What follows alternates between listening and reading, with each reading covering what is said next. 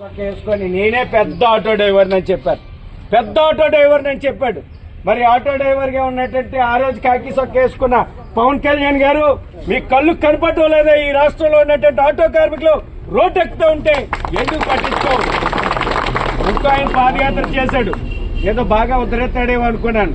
నారా లోకేష్ గారు, చంద్రబాబు నాయుడు గారు కుమారుడు, అయినా కాకి సెట్ వేశాడు స్టాండ్కి వచ్చి. అమ్మో ఆటో కార్మికులు ఏదో ఆదుకుంటాడేమో అనుకున్నాను నేను. ఇప్పుడు ఆటో కార్మికులు రోడ్డు పడేస్తే మరి మీకు కనికరం అనిపించలేదా? ఆ రోజు వేసుకున్నటువంటి కాకి సొక్కాన్ని కనపడడం లేదా అని ఈ రోజు నారా లోకేష్ గారిని మేము అడుగుతా ఉన్నాం.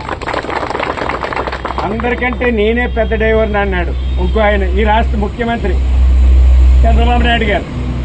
ఆయన మరి కాకి సొక్కా వేసుకున్నాడు, మీటింగ్ చెప్పాడు, తర్వాత ప్రెస్ మీట్ కూడా పెట్టాడు.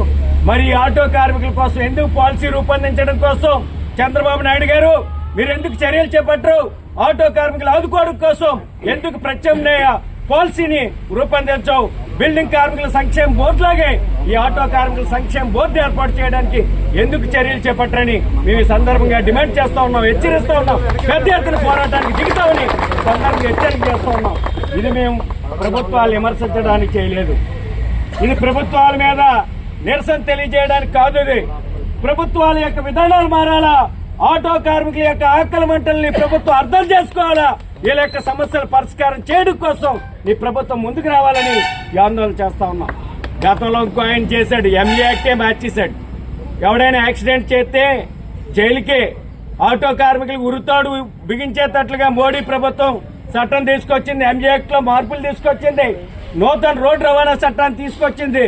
దానికి జై కొట్టారు జగన్ గారు. మేము వీళ్ళందరి యొక్క పాలసీలని మేము వ్యతిరేకిస్తున్నాం. ఆటో కార్మికుల యొక్క జీవితాలని నాశనం చేసేటువంటి చర్యలు ఏ ప్రభుత్వం ఎవడో ఏం చేసినా సరే మాత్రం సహించేది లేదు. ఆటో కార్మికుల యొక్క ఐక్యతగా ఈ పోరాటం చేస్తాం. వీళ్ళ సమస్యల పరిష్కారం కోసం, న్యాయమైన డిమాండ్ల పరిష్కారం కోసం ప్రభుత్వం వెంటనే చర్యలు చేపట్టండి. ఆర్థిక భరోసా కల్పించడమే కాదు, సామాజిక భరోసా కల్పించండి.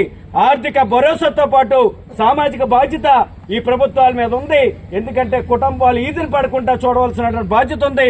పిల్లల చదువులు గాని, పిల్లలకు వైద్యం గాని, కుటుంబాలని జీవించేటట్లుగా చేసే చర్యలు గాని ప్రభుత్వం చేయాలనేటువంటిది ఆంధ్రప్రదేశ్ ఆటో రిక్షా కార్మిక సంఘం సిఐటి యొక్క డిమాండ్ అనేది ఈ ప్రభుత్వం దృష్టికి తీసుకెళ్తాం.